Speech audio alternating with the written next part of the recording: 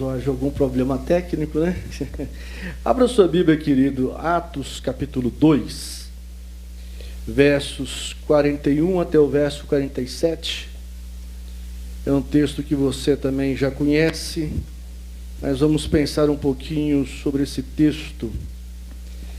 Atos dos Apóstolos, capítulo 2, verso 41 até o verso de número 47. Atos 2, verso 41 ao 47. Amém, queridos? Diz assim o texto: então os que lhe aceitaram, preste bem atenção nessa expressão, querido. Então os que lhe aceitaram a palavra. O substantivo palavra está precedido de um artigo feminino no singular. Isso significa que não é qualquer palavra. E à luz do contexto você vai perceber que a palavra que o apóstolo Pedro está pregando após o derramar do Espírito em Pentecostes, correto? Só para você se situar aí. Foram o quê? Batizados, havendo um acréscimo naquele dia de quase 3.000 pessoas, e perseveravam na doutrina dos apóstolos e na comunhão, no partir do pão e nas orações.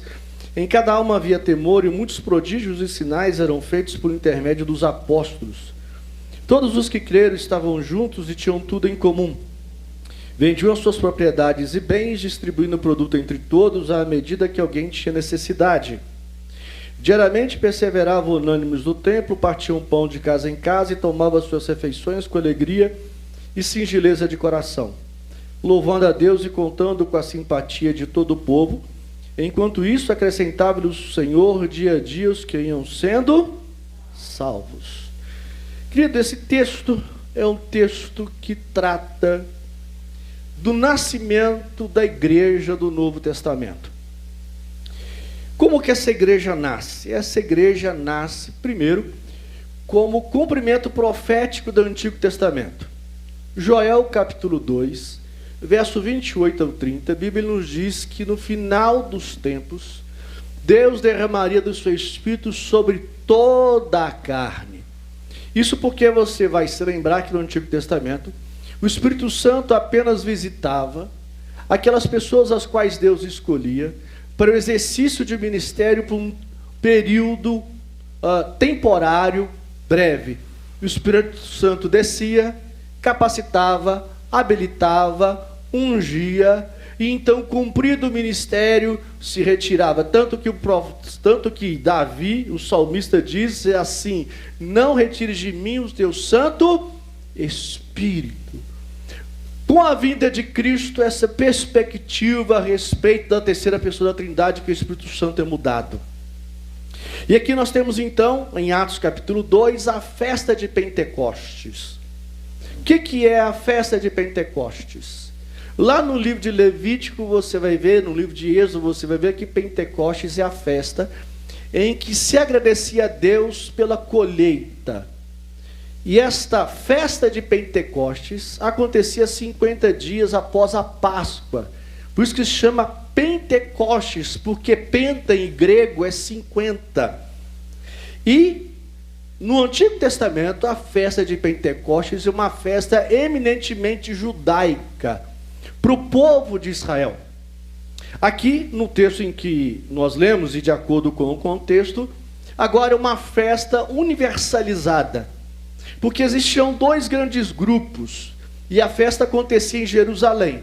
Havia um grupo dos judeus que estavam ali para poderem agradecer a Deus pelas bênçãos, pela colheita. Mas quando você lê Atos capítulo 2, você observa que existiam pessoas de quase todos os lugares do Império Romano: medos, elamitas, Mesopotâmia, Judéia, Capadócia, Ponto, Ásia, Frígia, Panfilia, Egito, Líbia, Cirene, e romanos, judeus, como prosélitos, cretenses e arábios. Ou seja, grande parte do Império Romano estava representado na festa de Pentecostes. Só que esse segundo grupo, que não eram de judeus, estavam ali não para celebrar com gratidão as bênçãos recebidas por Deus, mas estavam ali com o propósito de venderem e de comprarem. Então o objetivo era o quê? Negociar. Então, aqui essa igreja vai nascer como cumprimento profético de Joel 2, 28 a 30. Segundo, essa igreja vai nascer por causa da promessa de Jesus aos discípulos. Porque quando você abre em Atos, capítulo 1, verso 4, nos diz que Jesus ordenou aos discípulos que esperassem a promessa do Pai, dizendo que eles seriam batizados com o Espírito Santo. Se você continuar lendo o capítulo 1 de Atos, aí você vai observar que esses amados irmãos, então, os apóstolos, eles entram no cenáculo e Pedro, João, Tiago, André, Filipe, Tomé, Bartolomeu, Mateus, Tiago, filho de Alfeu, Simão, Zelote, Judas, filho de Tiago, estavam perseverando, unânimes em oração com as mulheres, com Maria, mãe de Jesus, e com os irmãos deles. Ou seja, essa igreja então vai nascer segundo a promessa de Cristo. Segundo, essa igreja vai nascer segundo uma oração perseverante dos apóstolos e da comunidade, que à luz do texto de Atos capítulo 1, se compunham de 120 pessoas. Então é nesse contexto que em determinado momento há um ruído, de acordo com Atos capítulo 2, você vai ver lá, que de repente, verso 2 de Atos 2, veio do céu um som como de um vento impetuoso e encheu toda a casa onde estavam o quê? Assentados, esses 120, o qual nós lemos os nomes de alguns deles. E diz que apareceram distribuídos entre eles línguas como de fogo, pousou sobre cada um deles, todos ficaram cheios do Espírito Santo e passaram a falar em outras línguas, segundo o Espírito lhes concedia que falassem. Ou seja, enquanto o povo em Jerusalém andava, assentava, conversava, dialogava, vendia, comprava, negociava, Deus então promoveu um estrondo, um barulho, um som incomum, não natural, que chamou a atenção de todos que estavam em Jerusalém para aquela casa. E ali então Pedro, cheio do Espírito Santo, se levanta.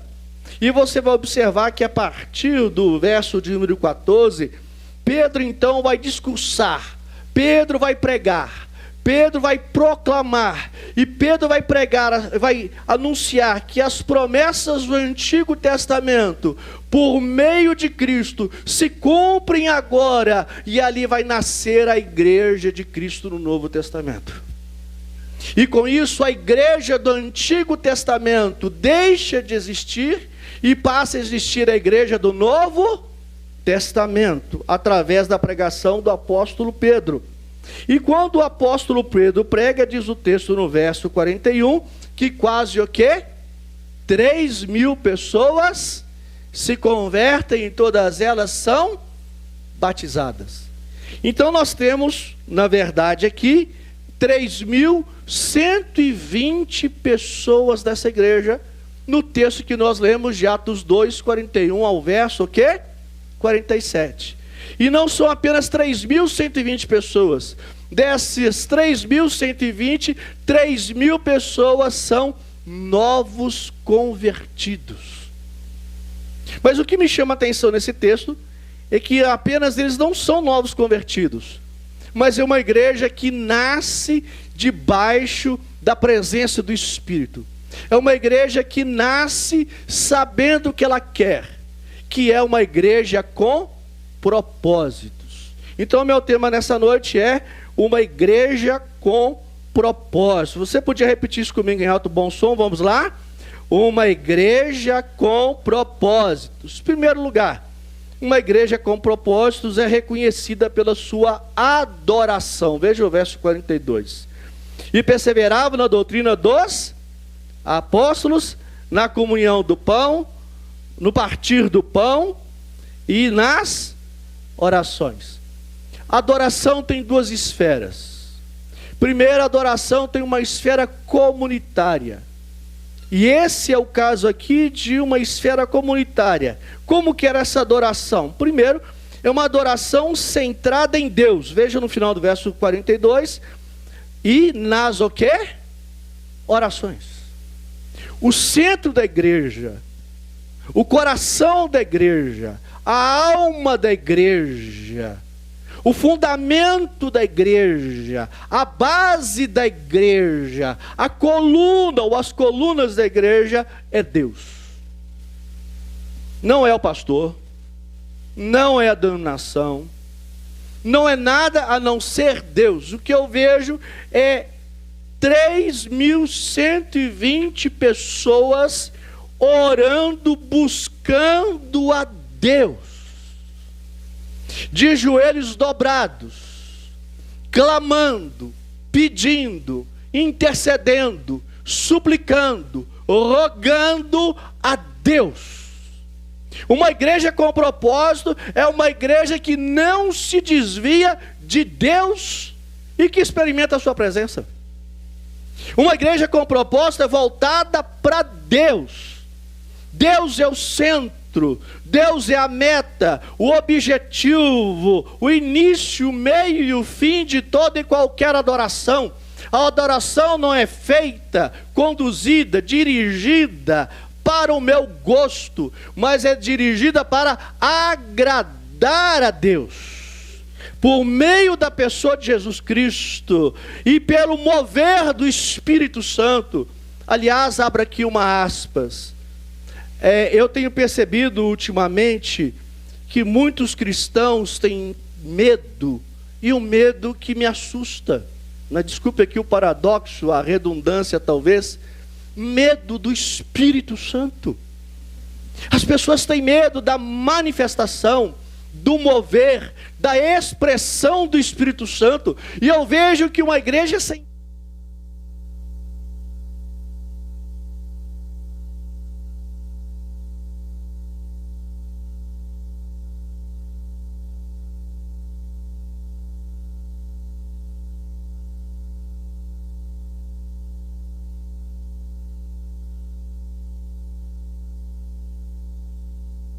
medo da terceira pessoa da Trindade, que não possui medo dos dons espirituais, que não tem medo como o Espírito Santo se move, se dirige, se guia, que orienta, que leva, que conduz a sua própria igreja. É uma igreja que tem medo de pecar, mas não tem medo do derramar da presença, do fogo do Espírito Santo na vida dela. Então é uma igreja que adora centrada em Deus, mas é uma igreja que adora fundamentada na palavra de Deus. Veja aí, perseveravam na doutrina dos apóstolos. O apóstolo Paulo, lá na carta aos Efésios, diz que o fundamento da igreja é o fundamento dos profetas e dos apóstolos. A nossa doutrina não é baseada naquilo que nós imaginamos, pensamos, mas a nossa doutrina, aquilo que sabemos acerca de Deus e da igreja e do mundo vindouro, da consolação do Espírito, é baseada, erguida, edificada, erigida na palavra de Deus, de Gênesis a Apocalipse. A igreja presbiteriana do Brasil se fundamenta na palavra, e uma igreja com propósito é uma igreja que vive a palavra, que ama a palavra, que bebe a palavra, que estuda a palavra, que abraça a palavra, que se deleita na palavra e que não abre mão da palavra. É a palavra de Deus que inspirou a sua palavra. Então o que nós temos de Gênesis a Apocalipse é Deus falando, é Deus comunicando, é Deus dizendo, é Deus dialogando a mim, a você, o que Ele quer de mim, de você como igreja, como povo de Deus. É também uma igreja que valorizava os meios de graça, veja aí, no partir do pão. Meio de graça é tudo aquilo que Deus instituiu em Cristo para nossa edificação: batismo, a Santa Ceia e a palavra de Deus. Por meio desses três elementos, batismo, Santa Ceia e palavra de Deus, tudo aquilo que Jesus conquistou na cruz é aplicado, é imputado, é lançado, é derramado sobre o meu, sobre o seu, sobre o nosso coração, para o nosso fortalecimento na fé, para que nós desenvolvamos a nossa salvação com temor e tremor, de acordo com a primeira epístola de Pedro. O que eu vejo nessa igreja é que essa adoração comunitária tem Deus como centro, fundamentado na palavra e valorizando os meios de graça. Eu não tenho que parar de tomar a Santa Ceia porque eu pequei. Eu preciso parar de pecar para tomar a Santa Ceia. Essa que é a diferença. E é por isso tão importante participar dela. Mas tem uma segunda esfera, a adoração. A adoração tem uma esfera secularizada, se assim que eu posso dizer. O que eu quero dizer com isso, querido? É que a adoração, ela não começa na igreja, ela se conclui na igreja. Adoração é uma maneira de viver, é um estilo de vida, é uma filosofia de vida. De segunda a domingo, do meu levantar ao meu deitar, do meu sair ao meu entrar, do meu falar ao meu pensar, do meu sentir ao meu agir, do meu relacionar e do meu viver, eu estou demonstrando se eu estou adorando a Deus ou não. A maneira como eu trato as pessoas diz muito se eu estou adorando a Deus ou não. Eu acho isso interessante, porque o relacionamento pessoal fala muito como a gente entende a adoração. Quanto melhor nós tratamos as pessoas, isso está glorificando e promovendo a adoração de Deus. E a Bíblia também diz mais, Paulo aos Colossenses diz assim, quer comais, aos Coríntios, perdão, quer comais, quer bebais, fazei tudo o quê? Para a glória de Deus. O seu comer, o seu beber, o seu relacionar, o seu trabalho, tudo é expressão, o seu corpo, a sua voz, tudo que acontece diariamente vai expressar se você está adorando a Deus ou se você não está adorando a Deus. Até quando nós estamos no carro dirigindo e alguém maldosa e cruelmente nos fecha, não é verdade? Você já teve essa experiência? De alguém fechar você no trânsito? E não como se não bastasse fechar você no trânsito, lançar sobre você uma série de xingamentos? Quem já passou por isso? Todo mundo que dirige já passou mais de uma vez. Mas aí tem um ponto importante. A maneira como eu reajo demonstra se eu estou adorando a Deus. Se eu retorno da mesma maneira, eu não estou adorando a Deus. O que a Bíblia diz? Abençoai e não o quê? Amaldiçoeis. Então a gente diz assim, Senhor, abençoe esse motorista em nome de Jesus. A gente não xinga, a gente não lança maldição sobre o outro. Aliás, esse negócio de maldição ficou no Antigo Testamento. No Novo Testamento não existem mais maldições. Foram todas elas quebradas à cruz do Calvário. O que tem agora, o que eu e você somos chamados a amar os inimigos, a perdoar, a abençoar os inimigos. Nós somos chamados a viver diametralmente oposto do Antigo Testamento. Então eu preciso abençoar, eu preciso perdoar, eu preciso agir dessa maneira como Cristo agiu com aqueles que estavam contra Ele em nome de Jesus. Segundo lugar, uma igreja com propósitos é admirada pela sua comunhão. Veja o verso 43 e 44. Em cada alma havia temor e muitos prodígios e sinais eram feitos por intermédio dos apóstolos. Todos os que creram estavam juntos e tinham tudo em comum, vendiam suas propriedades e bens, distribuindo o produto entre todos à medida que alguém tinha o quê? Necessidade. Comunhão. Parece ser tão simples, mas ao mesmo tempo é tão difícil. Mas o que a comunhão, o texto vai dizer aqui? Todos os que creram estavam juntos e tinham tudo em Nem sempre estar junto significa estar em comunhão. Deixe-me ilustrar isso. Se você pega o ônibus de Barra Mansa, o Cometa de Barra Mansa para São Paulo, o ônibus está cheio. 70 lugares, entre embaixo e em cima, lotado. Vocês estão juntos? Estão. Mas vocês estão em comunhão? Não. Estar junto não significa estar em comunhão. Estar perto não significa estar em comunhão. O que significa então estar em comunhão? Primeiro, à luz do texto, a comunhão tem como base a fé em Cristo. Porque o verso 41 diz que todos que aceitaram a palavra, quase 3.000, foram o quê? Batizados. O que faz termos comunhão uns com os outros é a fé em Cristo. Uma só fé, um só batismo e um só Senhor, um só Espírito. Então, esse princípio elementar é que faz com que nós tenhamos comunhão uns com os outros.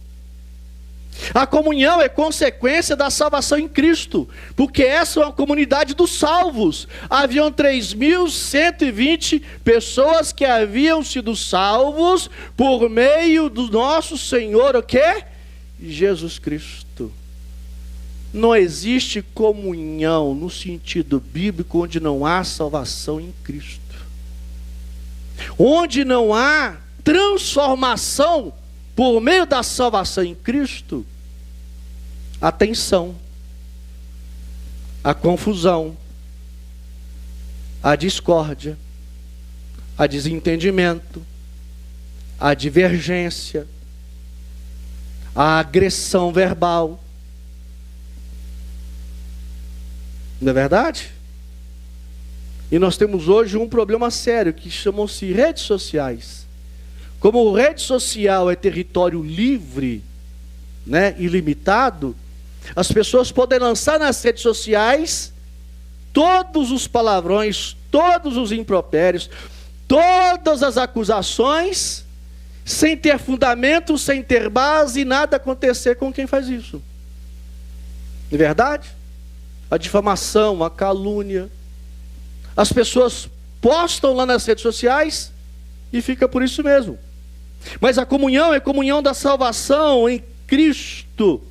A comunhão é a decisão de estar junto apesar das diferenças. O apóstolo Paulo diz assim: no que depender de vós, tem de paz com todos os homens. E aqui, olha, que interessante. Deixa eu ilustrar isso aqui também rapidamente. Quantos aqui estão casados há mais de 6 meses? Casados há mais de 6 meses. Quer ver uma coisa?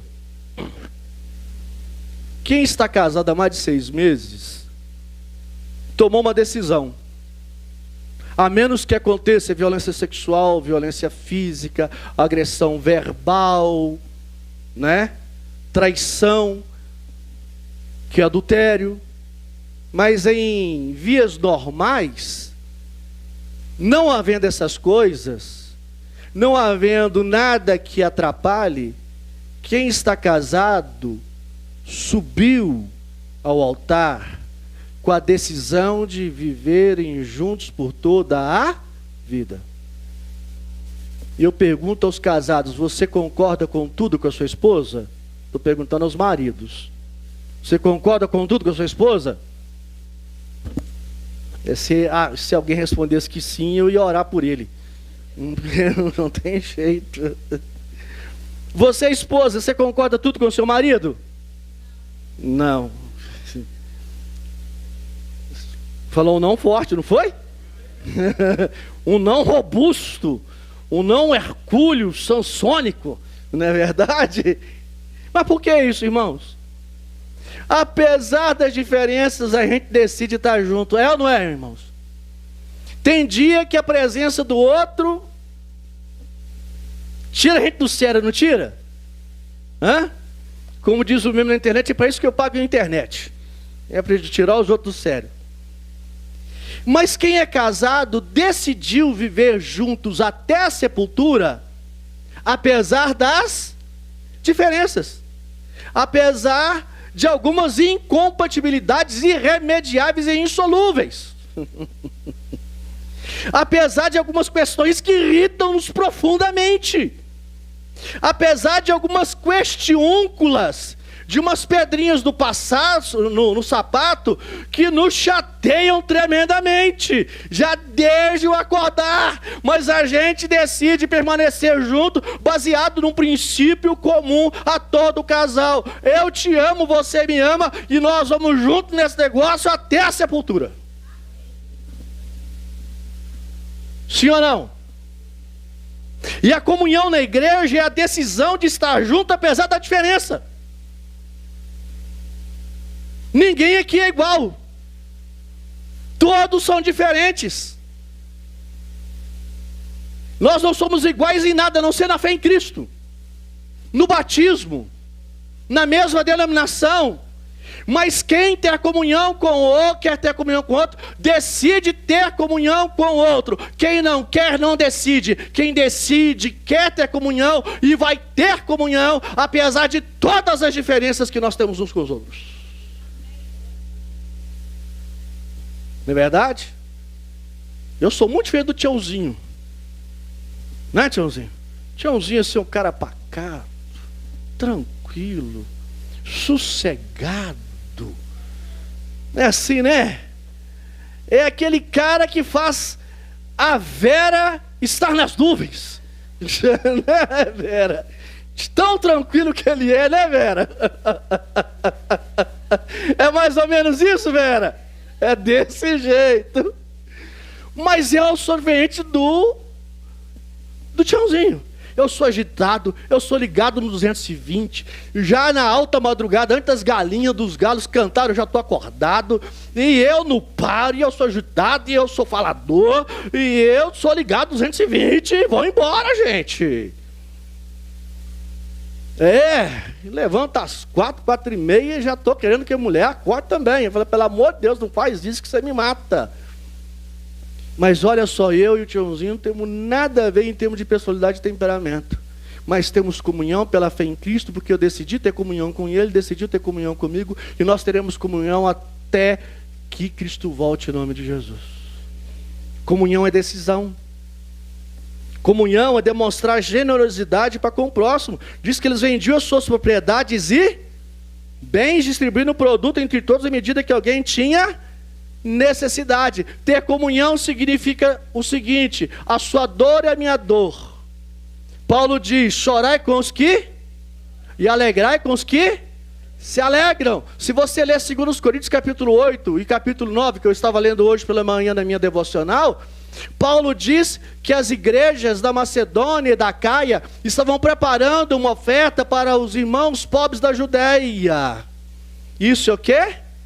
Generosidade. Ter comunhão significa fazer da dor do outro a minha dor. Aliás, se você não sabe, hoje mundialmente é comemorado o dia do amigo. Hoje eu mandei para alguns amigos um vídeo, amigos meus pastores antigos, e mandei para alguns deles. Recebi e mandei.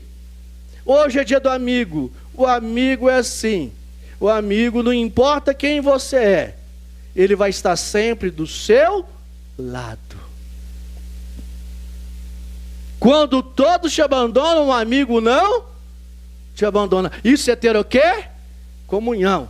Você pode estar naquele dia que você já amanhece como insuportável, mas ele te suporta. Ele te aguenta, ele conversa com você, ele abraça você, e ele não abre mão de você. O amigo diz assim: eu vou desistir de tudo. Eu falei: você não vai não. Eu estou aqui, nós vamos resolver esse problema juntos. Mas eu não sei resolver, eu também não sei, mas nós vamos resolver de alguma maneira. Comunhão é isso.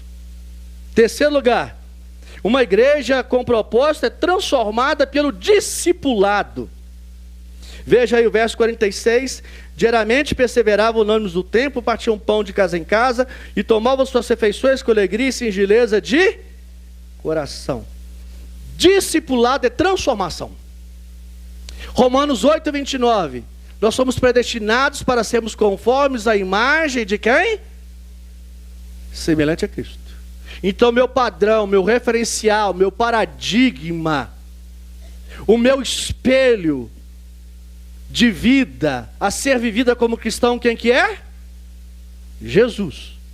Então, Filipenses capítulo 2, verso 5, a Bíblia diz assim: tende em vós o mesmo sentimento que também houve em Cristo Jesus, pois ele, sendo Deus, não teve como usurpação ser igual a Deus, a si mesmo se esvaziou, tomando a forma de servo até a cruz. Então, o meu referencial, a minha hermenêutica, a minha interpretação da vida, a minha compreensão, a minha cosmovisão de vivência como cristão e como igreja está na pessoa de quem? De Cristo. E o que é que o discipulado faz conosco? Primeiro, o discipulado gera em nós compromisso com a igreja de Cristo. Veja aí. Diariamente perseverava o quê? Unânimes no templo. Sabe o que isso significa? Salmo 122, 1. Alegrei-me. Vamos.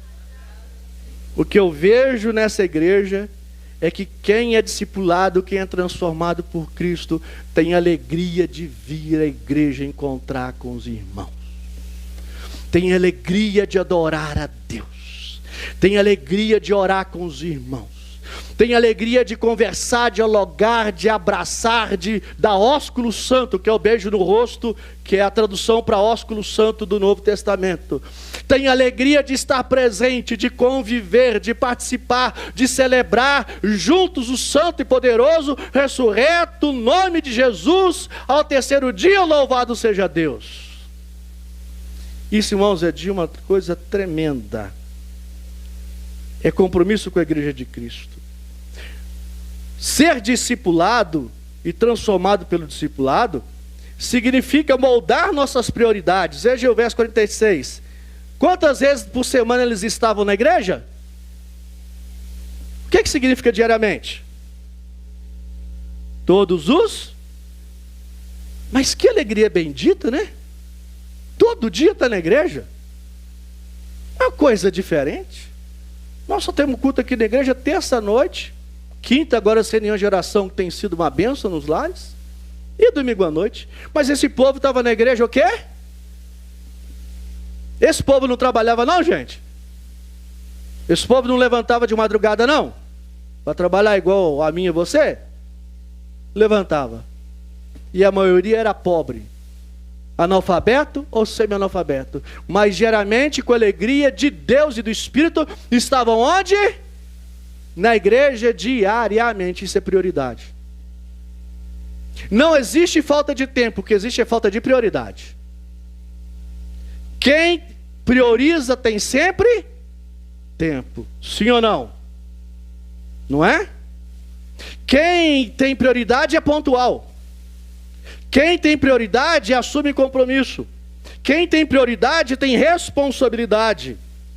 O discipulado desenvolve gratidão no nosso coração, porque diz aí que tomava suas refeições com alegria. Sabe o que é singeleza? Simplicidade. Isso significa o quê? Um coração grato a Deus. Deus, obrigado pelo pão de cada dia. Obrigado por esse café da manhã. Obrigado por esse almoço. Obrigado por essa janta. Obrigado porque eu tenho na minha casa irmãos que estão alimentando-se comigo. Louvado seja pela vida dos irmãos. É um coração cheio, transbordante de gratidão a Deus por tudo aquilo que Deus tem dado. O discipulado transforma nossas palavras. Veja aí o verso 47. Como é que começa o verso 47, irmãos? Louvando quem? Acho interessante que quando a gente é discipulado, transformado pelo discipulado, as nossas palavras mudam. E você pode observar que o verbo louvar está no gerúndio, louvando, NDO. Significa que isso era uma prática diária de vida, louvar, cantar, entoar cânticos, levantar as mãos e prestar culto e adoração a Deus. Louvando a Deus. Quando somos transformados pelo discipulado, o nosso vocabulário, as nossas palavras mudam. Palavras de ira dão lugar a palavras de amor. Palavras de maldição são transformadas em palavras de bênção. Palavras de rancor são transformadas em palavras de motivação. Palavras outrora sujas, impuras, são transformadas em palavras santas e de louvor a Deus. O vocabulário muda se as nossas palavras jorravam o que era sujo, imundo, impuro, emporcalhado, nojento, abjeto, repugnante, repulsivo. Agora serão palavras que vão edificar aos outros e transmitir graça aos que ouvem. Agora nossas palavras são como bálsamo, como óleo sobre as feridas em nome de Jesus. E a boa palavra já começa no dia, dando-se boa tarde. E boa, você já começa por aí em nome de Jesus. Pode observar que nos meus textos eu nunca coloco mais Deus te abençoe. Percebeu lá? Eu sempre coloco Jesus te abençoe. E começa no seu dia ao levantar: eu abençoo meu marido, eu abençoo minha esposa, eu abençoo meus filhos. Deus, que o Senhor abençoe os meus negócios, tudo que eu fizer hoje, a minha vida, e tudo que eu fizer toda a minha vida hoje, glorifique o teu nome e louve ao teu nome, para a glória do nome do Senhor. O discipulado promove estas coisas.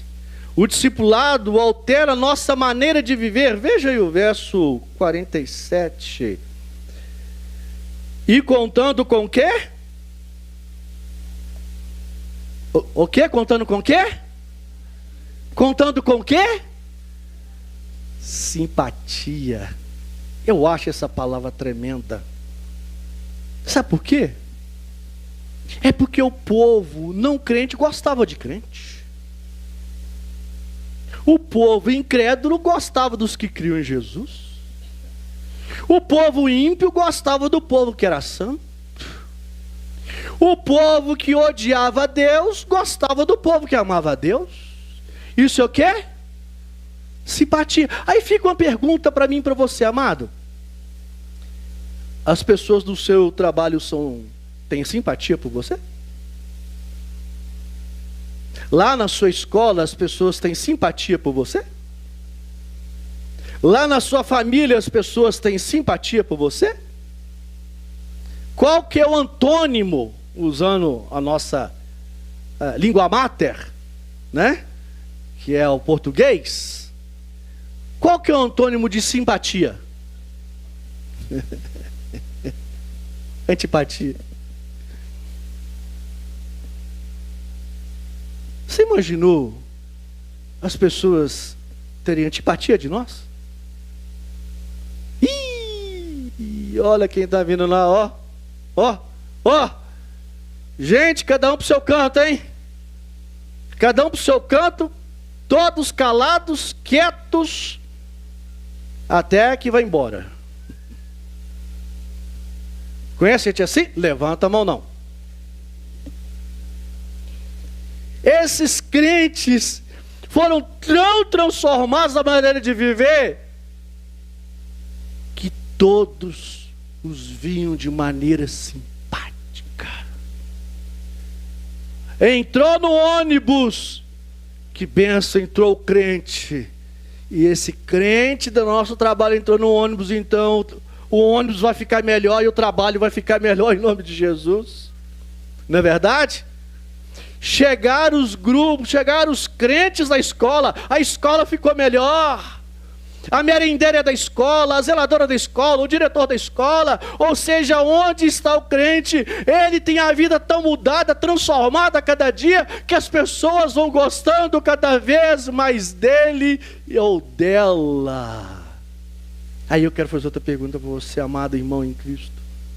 As pessoas têm cada dia gostado mais de você em nome de Jesus? Não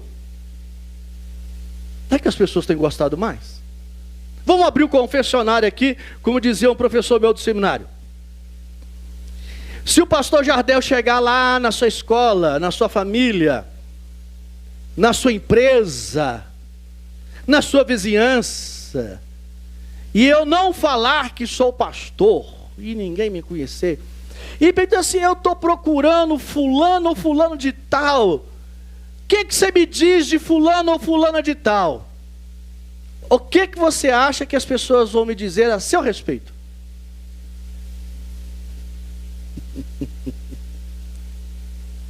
Ah, nossa, fulano de tal é maravilhoso. Mas pensa num cara bom. Pô, quando eu precisei me ajudou.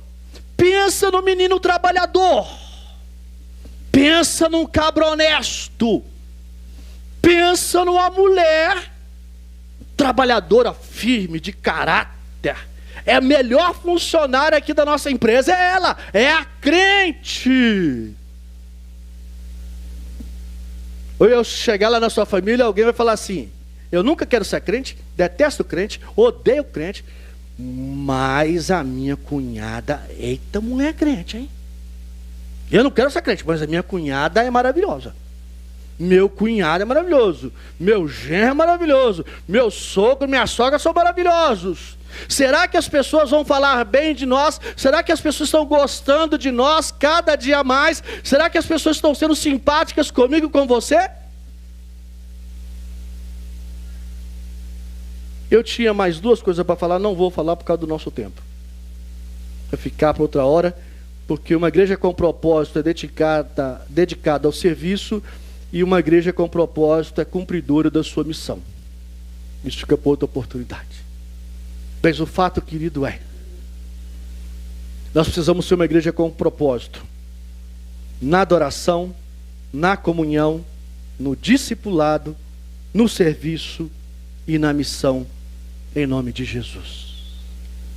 É isso que Deus espera de mim, de você, de todos nós, como igreja presbiteriana em Bananal. E concluindo, sabe qual que é o resultado de ser uma igreja com propósito? Eu queria que você lesse comigo o finalzinho do verso 47. Todos a uma só voz. Vamos lá? Acrescentava-lhes o Senhor dia a dia os que iam sendo salvos. Mais uma vez. Acrescentava-lhes o Senhor dia a dia os que iam sendo salvos. Uma vez que nós sejamos uma igreja com propósito, nós não teremos espaço nessa igreja, porque as pessoas estarão se convertendo a Cristo e vindo para cá. Nós teremos o culto das 7 e o culto das 5, o culto das 10 da manhã, de tanta gente que vai estar aqui, porque nós seremos uma igreja vivendo os propósitos que Deus definiu, determinou, planejou para ela em nome de Jesus. Nós vamos impactar Bananal. Nós vamos ganhar Bananal para Cristo. Eu já falei isso aqui. Aqueles mais improváveis à conversão vão entregar o coração a Cristo. Não acredito que fulano virou crente. É assim que eles falam. Fulana virou crente? Ai meu Deus, o mundo está acabando. E sabe onde? Na igreja presbiteriana em Bananal. Amém? Deus os abençoe.